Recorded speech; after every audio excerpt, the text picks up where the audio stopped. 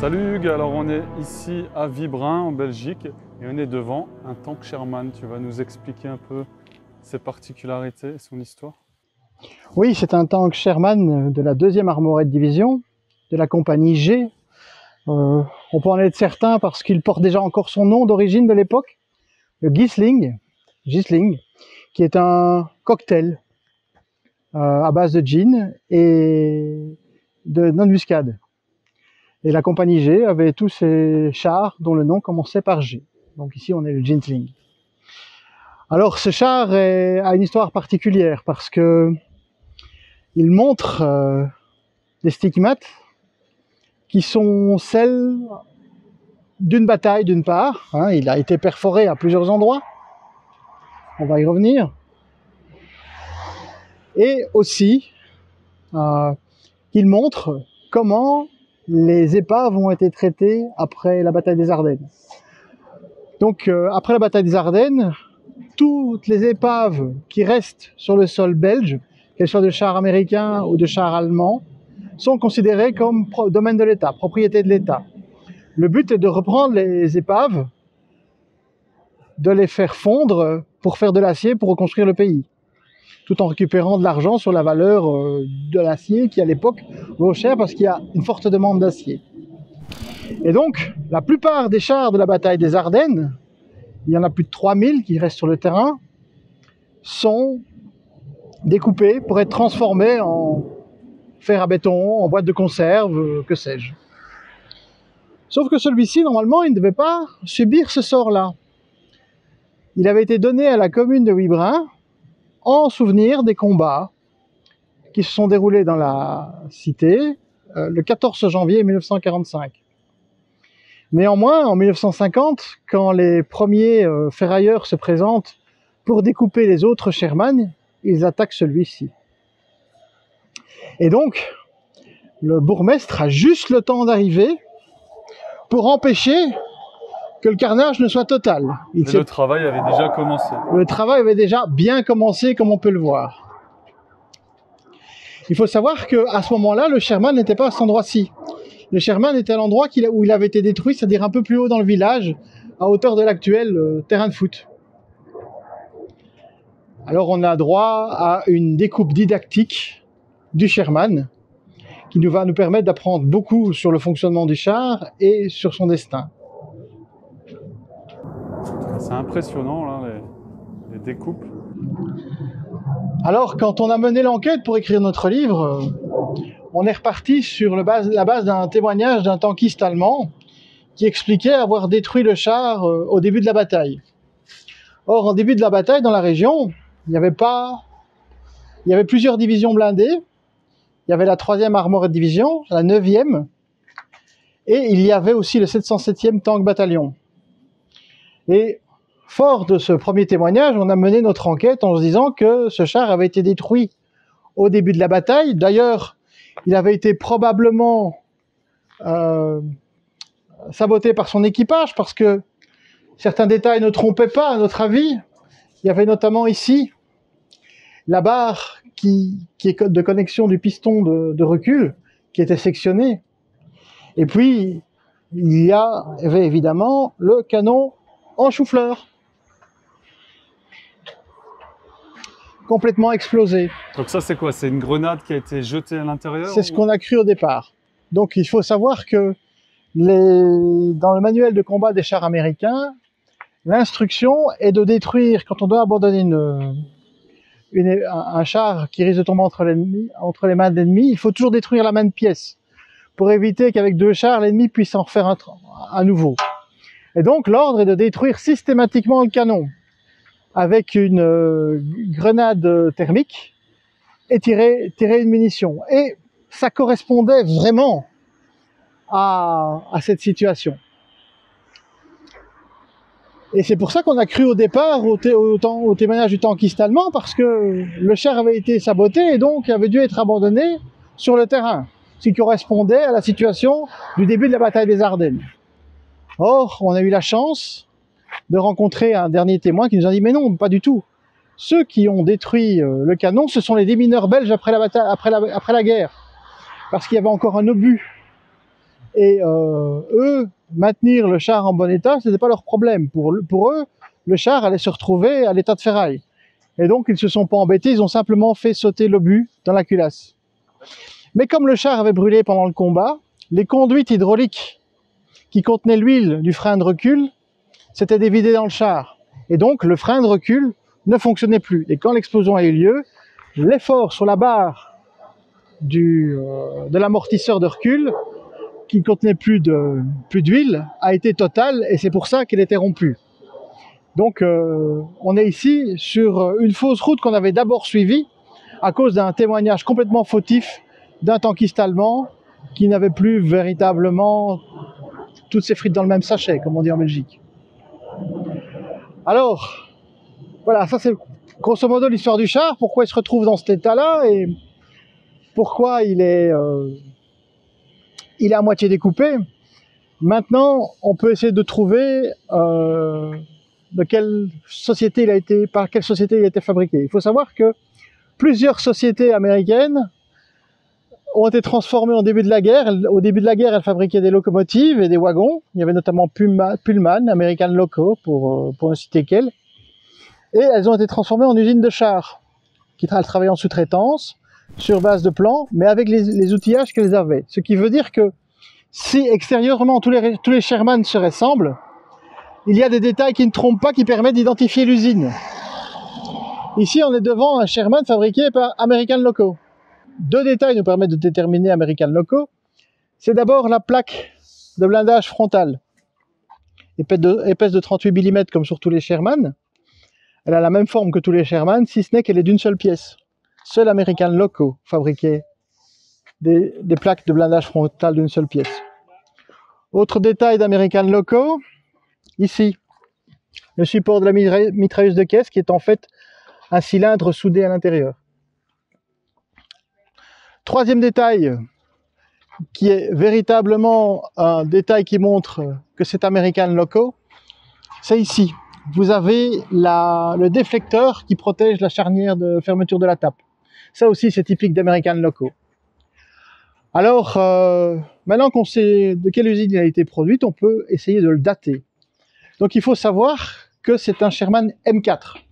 C'est-à-dire les premiers Sherman produits. Ici, on marque M4A3, mais c'est faux, c'est un M4. Il y avait plusieurs Sherman à caisse soudée. Il y avait le M4, le M4A2, le M4A3, le M4A4 et le M4A6. Et donc, celui qui a marqué que c'était un Sherman M4A3, ben, il s'est trompé, c'est un Sherman M4. Alors, donc c'est donc un Sherman de début de production et qui possède les défauts du Sherman de début de production.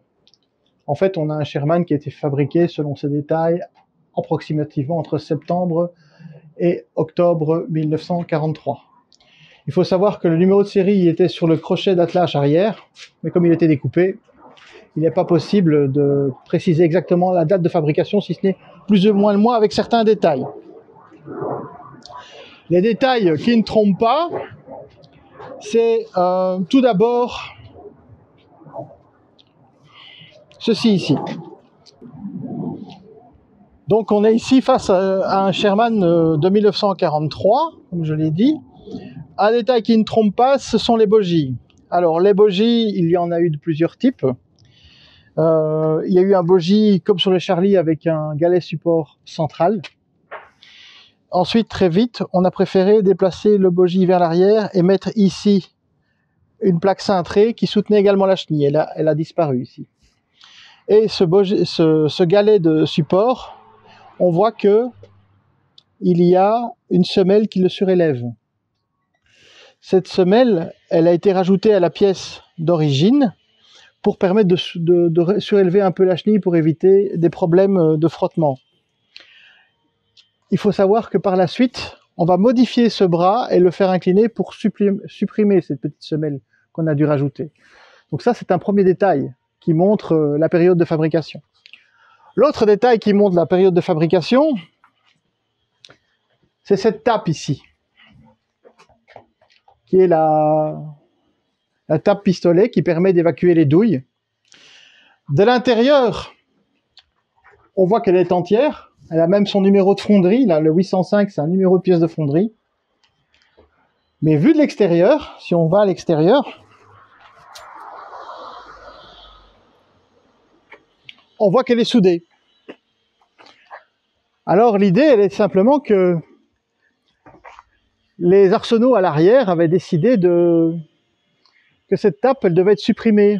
Elle était considérée comme un défaut qui affaiblissait la structure. Et donc on a décidé de la souder. Et ensuite de la supprimer purement et simplement. Sauf que les tanguistes ont dit, nous, cette tape, on en a besoin. Et donc sur les modèles suivants, elle est de nouveau réouverte. Et donc là, on est à la période de transition où on décide entre les ateliers, les arsenaux centraux, l'ordnance, et les zones de combat, de qu'est-ce qu'il faut faire de cette tape? Faut-il la laisser ouverte, la faire fermer? On va la souder, on va plus la souder, et on est à l'époque où on décide de la fermer en la soudant parce qu'on n'a pas encore modifié le moulage de la tourelle. Et donc c'est ce détail-là qui nous permet de dire que chez American Loco, on se trouve en 1943. Alors, le char, il est fabriqué en plusieurs pièces. Je vous ai dit que c'est American Loco, mais là, vous avez le sigle sur la tourelle, là, de General Motors. Donc les pièces étaient complètement interchangeables. Alors un Sherman découpé, ben, ça nous permet d'étudier l'intérieur du Sherman et de comprendre certaines choses. Je vous ai déjà parlé du canon de 75. Il y a ici un tube, là, qui va déboucher, c'est un tube lance-grenade. Vous avez ici, là, le rond qui est là, c'était l'endroit où se trouvaient les munitions de 75 mm. C'était le défaut de ces Sherman, c'était que les munitions étaient placées dans les sabords. Munitions placées dans un sabord qui, les Allemands avaient vite compris que s'ils réussissaient à mettre un coup dans le flanc, les munitions explosaient. Et c'est pour ça qu'on disait que le Sherman cuisait, c'était le Tommy's Cooker, qui cuisait les combattants. Les versions plus ultérieures, comme le Sherman de Bastogne par exemple, ils sont wet storage.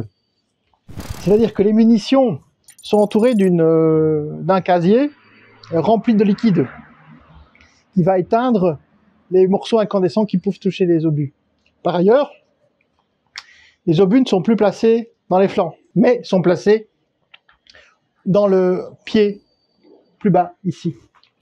Ce qui rend le Sherman moins vulnérable. Et les Allemands ne le savaient pas parce que dans le Sherman de Bastogne, si vous y allez, vous verrez qu'il y a un coup ici. Donc les Allemands qui ont voulu détruire le Sherman de Bastogne, qui est un wet storage, pensaient qu'il avait les mêmes défauts que celui-ci. Alors ce char, il est dans une conception de 1942. C'est le char c'est ce modèle de char là qui bat Rommel en 1942 à El Alamein. Quand le Sherman entre en service, il fait véritablement basculer la puissance blindée du côté allié. Bien entendu, entre 1942 et 1944, il y a beaucoup d'eau qui coule sur les ponts et des nouveaux chars allemands qui rentrent en service. Après le Panzer IV, arrive le Panther et le Tigre. Et donc, le blindage qui permettait au Sherman de combattre plus ou moins à armes égales avec un Panzer IV devient insuffisant. Par ailleurs, les Allemands, ayant compris que les munitions étaient dans les flancs, visaient systématiquement l'étoile sur les flancs pour taper dans les munitions. C'était un très bon repère pour eux, l'étoile. Voilà, exactement. Ils ont rajouté... D'ailleurs, certaines unités de vétérans, en 1944, quand elles débarquent, elles planquent leur étoile sous une couche de peinture. Mais pour attaquer en Normandie, on ne peut pas encore changer le modèle de Sherman. Le nouveau modèle de Sherman entre en fabrication et à partir de 1944. Et tous ceux qui ont servi avant doivent servir à l'invasion. Et on met un kit, un improvement kit, donc un kit d'amélioration pour augmenter la protection du Sherman. Et qu'est-ce qu'on fait? On soude aux endroits de vulnérabilité des plaques de blindage additionnelles. Ça, c'est typique d'un Sherman qui débarque en Normandie. Il y en a sur les flancs, aux endroits de vulnérabilité, et sur les flancs de la tourelle également.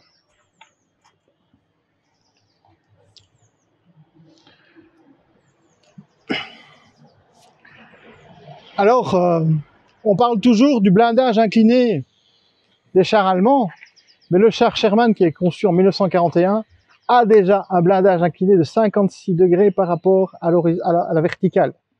c'est un blindage qui est plus incliné que celui du Panther. Mais le Sherman est beaucoup plus haut parce qu'il doit tenir à l'intérieur un moteur. Vous avez encore ici les supports du moteur qui sont là.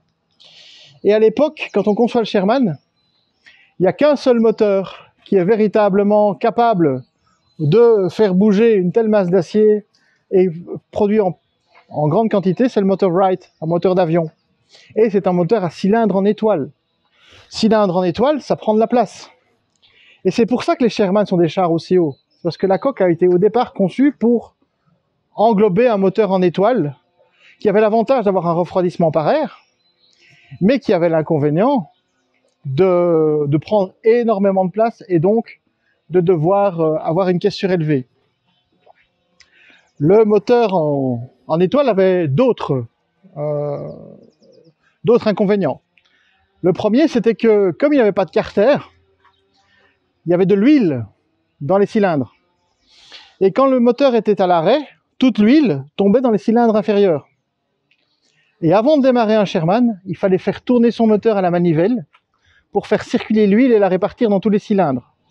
Et quand on allumait le moteur du Sherman, toute cette huile se mettait à brûler et vous aviez un Sherman qui fumait comme une vieille locomotive, ce qui ne le rendait pas très discret au départ. Alors, le Sherman a une autonomie de 193 km et dispose de réservoirs d'essence pour à peu près un peu plus de 600 litres. L'essence est répartie dans 4 réservoirs. Il en reste un ici. Ça, c'est un réservoir d'essence.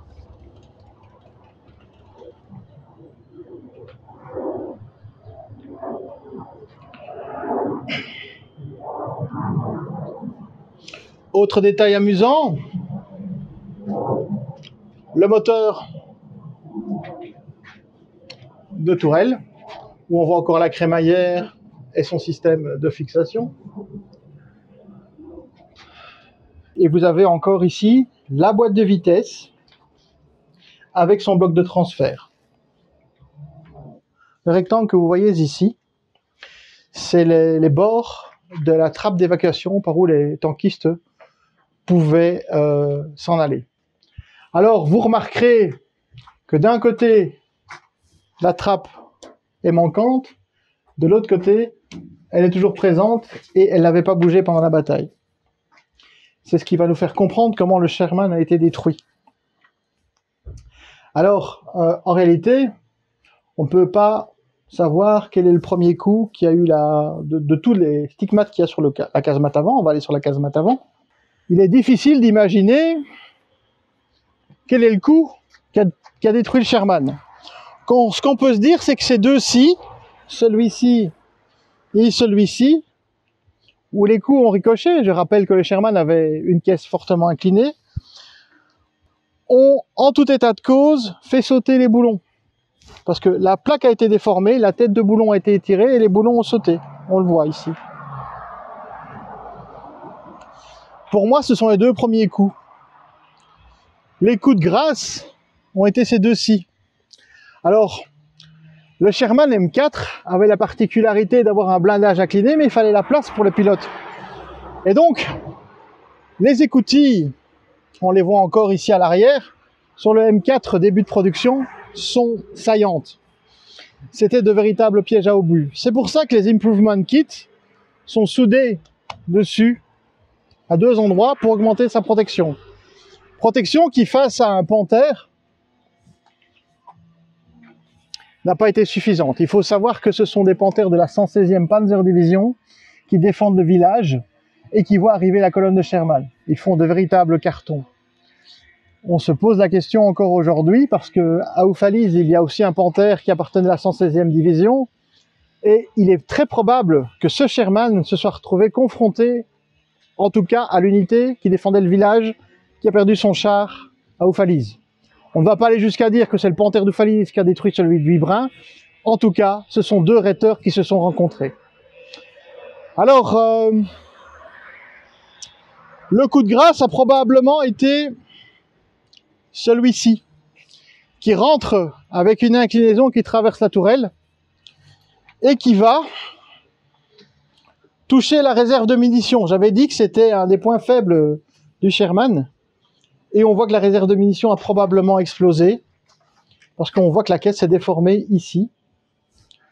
Ensuite, le feu a dû se communiquer à l'autre réserve de munitions qui a été également explosée. Et on voit que vous avez le bas de caisse qui est également déformé. Ici, on voit que la puissance de l'explosion a déformé le compartiment moteur. Trouver l'unité en partant de l'idée de la peinture où on a vu Ginsling n'était pas une preuve historique suffisante. Un autre détail nous a permis d'identifier l'unité, ce sont les godets, ici. Donc ces duck bills, comme on les appelait, ce sont des extensions de chenilles, qui étaient des systèmes fabriqués par l'armée américaine pour augmenter la largeur de la chenille et diminuer la pression massique du Sherman, notamment dans la boue au départ, dans la neige ensuite. Or, les duck bills, c'était des fabrications locales, qui étaient commandées aux usines locales. Et donc chaque unité avait plus ou moins son mode de duck bills. Ici, on est sur des duck bills typiques de ceux qui étaient installés sur la 2e Armored Division. Il y a des photos célèbres à Celle notamment, parce que ce Sherman-ci a probablement fait la Normandie, vu son modèle, et il n'a pas fait que la Normandie. Il s'est aussi retrouvé face à la 2e Panzer Division à Celle. Avant, donc là c'est aux alentours du 24 décembre 1944, avant d'être retiré, rassemblé, pour participer à l'offensive qui va essayer de fermer les saillants. Donc on a ici un véritable vétéran de toutes les batailles qui sont déroulées en 1944.